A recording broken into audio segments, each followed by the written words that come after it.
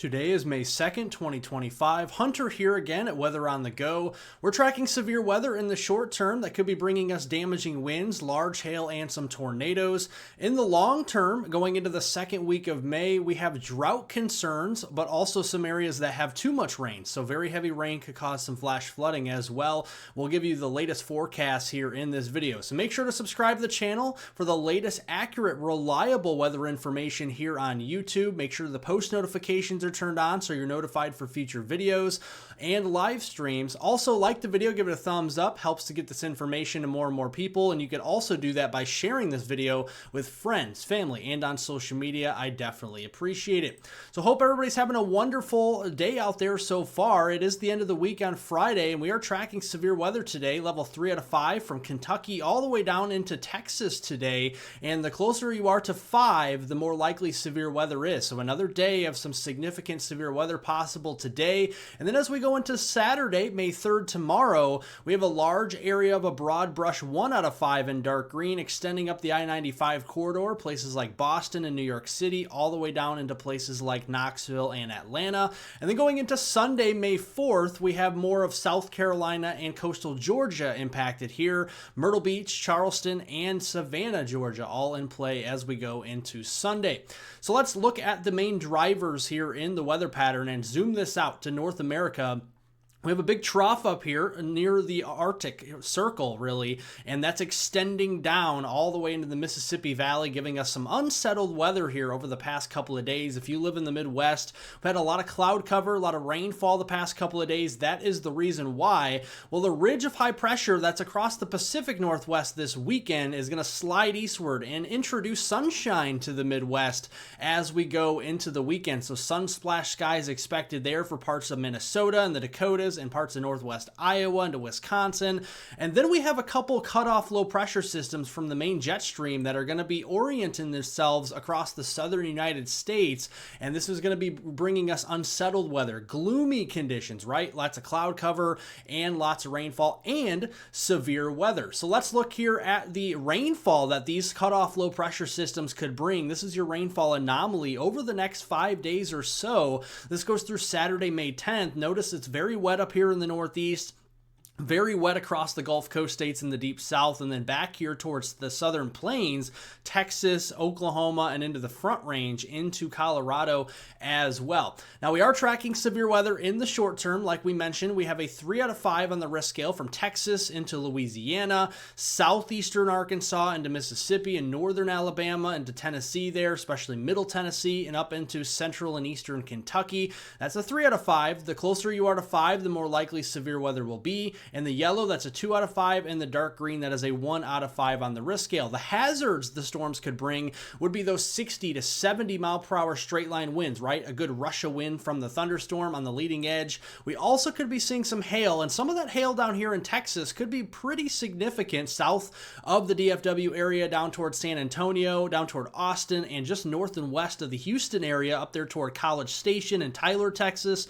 Those hailstones could be up to baseball, if not softball size in some areas. And then we have a chance for tornadoes. Although it's a low chance, it's a non-zero chance. In green, that's a 2% chance of tornadoes from Texas into parts of southeastern Arkansas into Louisiana, north central Mississippi and Alabama, getting through much of the state of Tennessee, and into the bluegrass state of Kentucky. So we're keeping a very close eye on the Lexington area, Bowling Green, Nashville, and Knoxville and Chattanooga, all the way back into Huntsville and Florence, Jackson, Mississippi, Pine Bluff, Shreveport to Monroe, all the way down into Alexandria, the Houston area, Tyler, all the way back there towards San Antonio, all have a chance of tornadoes there as we go through today. Let's start here in the southern United States, the southern plains and lower Mississippi Valley.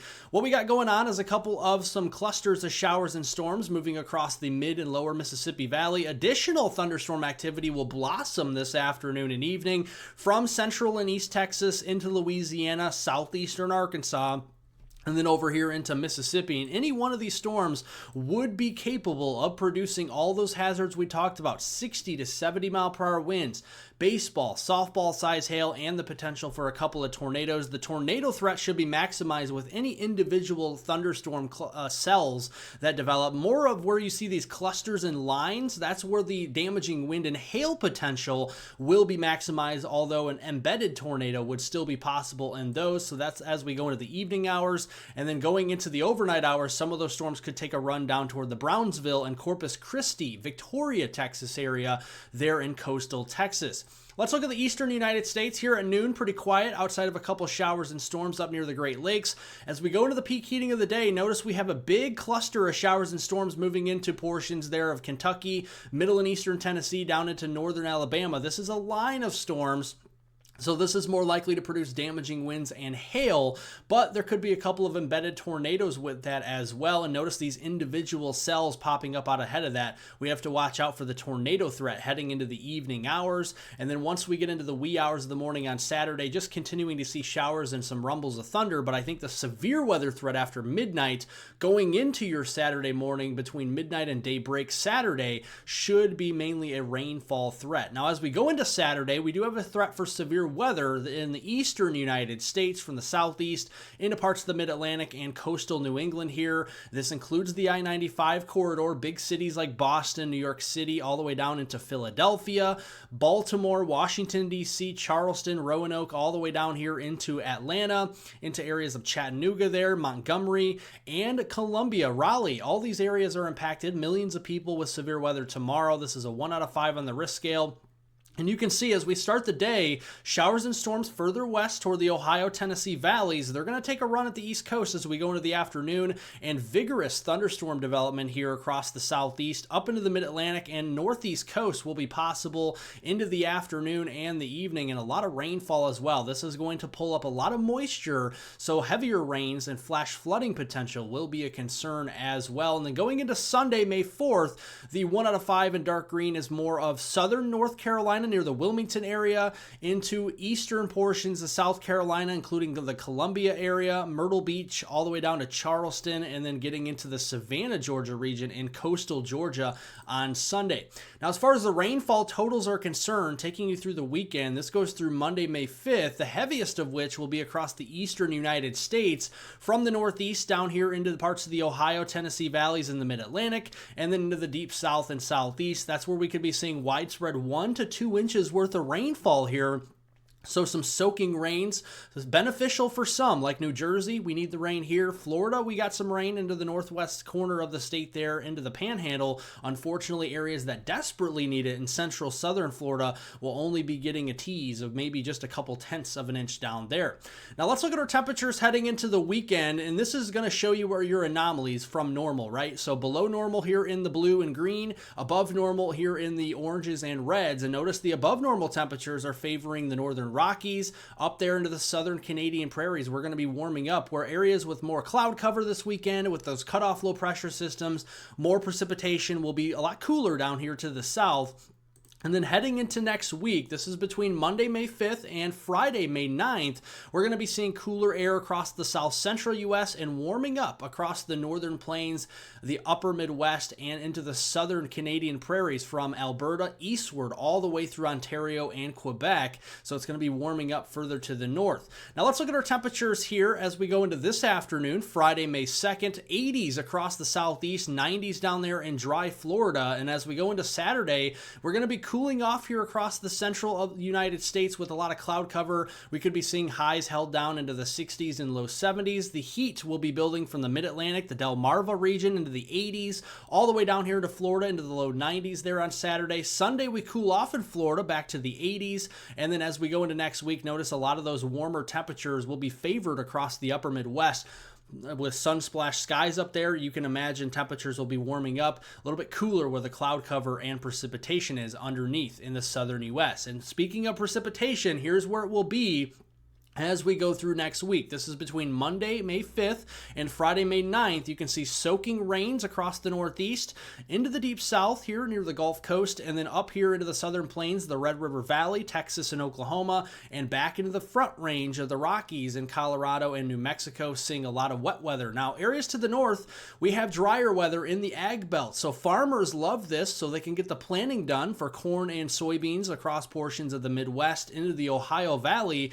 But in the long term through May, drought development is actually going to be more concerning. Where you see the yellow up there in parts of Wisconsin, Minnesota, northern Iowa, northern Illinois, that's where we could be seeing some drought. Also over there into Virginia and North Carolina, you see the yellow on the map there. That's where drought development and rapid onset drought is likely to develop as we go deeper into the month of May. So we need the moisture up there. And as we go through next week, those cutoff low pressure systems are really not going to be moving very fast. So localized severe weather threats, but just localized heavy rain and flash flooding threats as well, mainly across the south with a high pressure anchored there in the northern Rockies and northern plains. Sun splashed skies, dry conditions, lots of sinking air as we go into next week. So here's the haves and the have-nots. The have-nots, look at here into the upper Midwest, or what we call the upper Mississippi Valley. Very, very dry, bone dry in fact.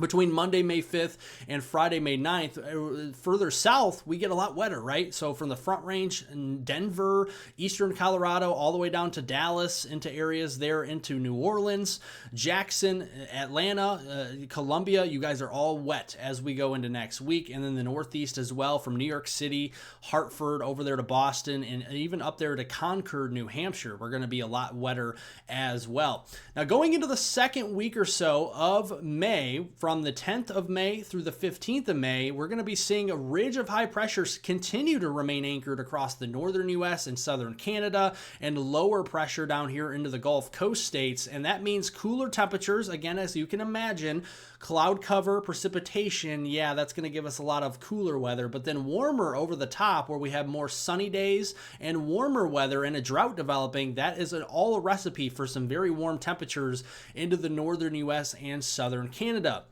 And looking at precipitation into that week 2 time frame going up through May 15th, we still remain dry up here into the Midwest, but we dry out down here in the southern plains, and that wouldn't be a bad thing after a week of heavy rain here into next week. And then wetter times for especially Virginia, the Carolinas, and Georgia, and Florida. And it's not just North Florida. I think central southern Florida, including the Florida Keys, could start to get some much needed moisture, beneficial moisture, as we go into that second week of May. And we'll be tracking it because it could be hefty moisture in the oranges and reds here. This is a couple inches of rain at least, so we could be seeing some flooding concerns if we have repeated rounds of heavy rain in this area, whereas the plains and Midwest will remain dry and the desert Southwest will be dry. Up here in the Pacific Northwest, a little bit of energy here in Washington State, Oregon, and Idaho could be giving us a little bit of some moisture going into that second week or so of May. Well, thank you all for watching. Make sure to comment down below and like my video, give it a thumbs up, but also subscribe to the channel for the latest accurate and reliable weather information on YouTube, and I'll see you all in the next update.